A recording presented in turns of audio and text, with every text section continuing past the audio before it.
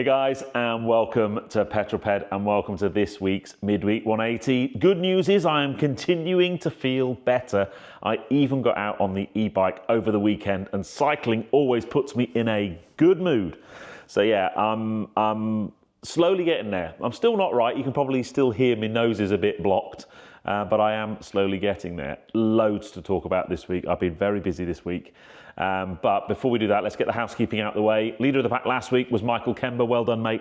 Joined in the Magnificent Seven by Paul Mead, Ed Moses, Kevin DG7, Stephen Spink, Morgan Samuel and Robert Lloyd. Some new names in there. But whoever puts the first comment this week, you'll be my leader of the pack next week. And the first 7 comments will be in my Magnificent 7. Where are you and what you're doing? Well, that was Alistair Wilson, who was holidaying in Mallorca.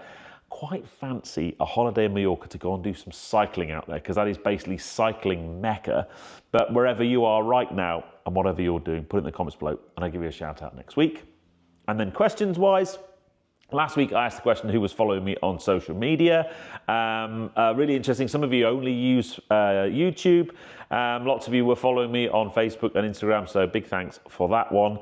Now then, this week's question, stimulated by my recent trip to Japan and also the latest episode of the Drive Talk podcast, which went live on Friday, where me and Joe talk about JDM cars, Japanese import cars. And simple question is, what's your favourite JDM car? If you could go and buy one today, I'm going to give you an unlimited budget, but try and be smart with your money. What would you go and buy? Because I'm gradually getting more and more into the whole JDM car scene. I think they do some really, really cool cars. I really want a Skyline GTR, kind of R34, but they're too much money, basically. I need to win the lottery.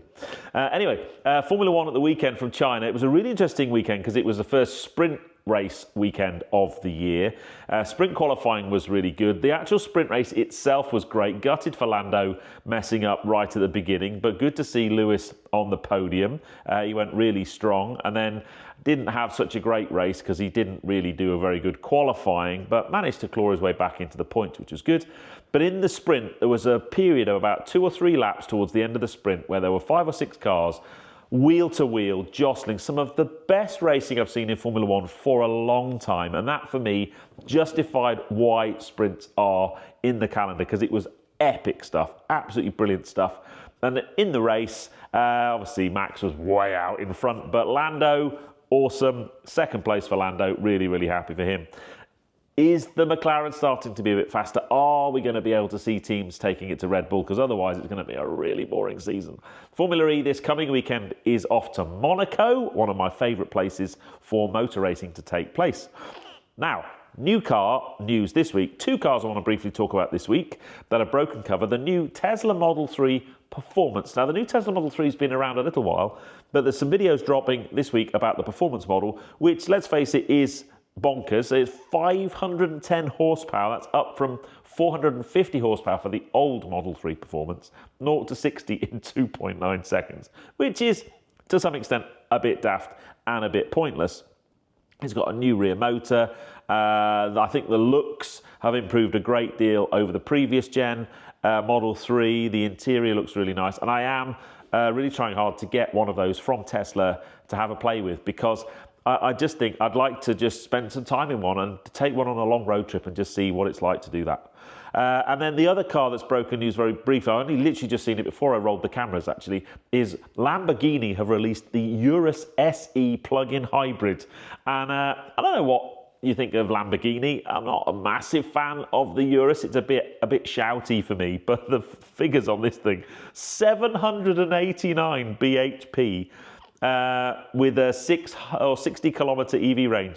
It's basically got a 4-litre twin-turbo V8 with 612 horsepower, which is a lot, let's face it, and then 189 horsepower from an electric motor. It's just bonkers, absolutely bonkers thing.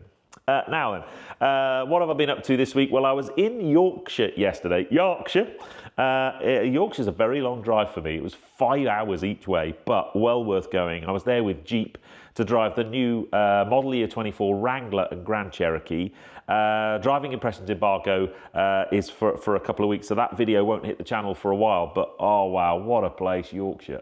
Just beautiful. We did some proper off-roading, had a fantastic time. and I can't wait to share that film with you, although I think the edit's going to be quite challenging, but it should be epic by the time it's finished. Managed to get me drone in the air and not crash it, which is really cool. Oh, by the way, I've got one of these to play with from my mates at the Drone Safe store. This is an Avatar FPV drone, where you put the special goggles on. I've got these really funky goggles to wear.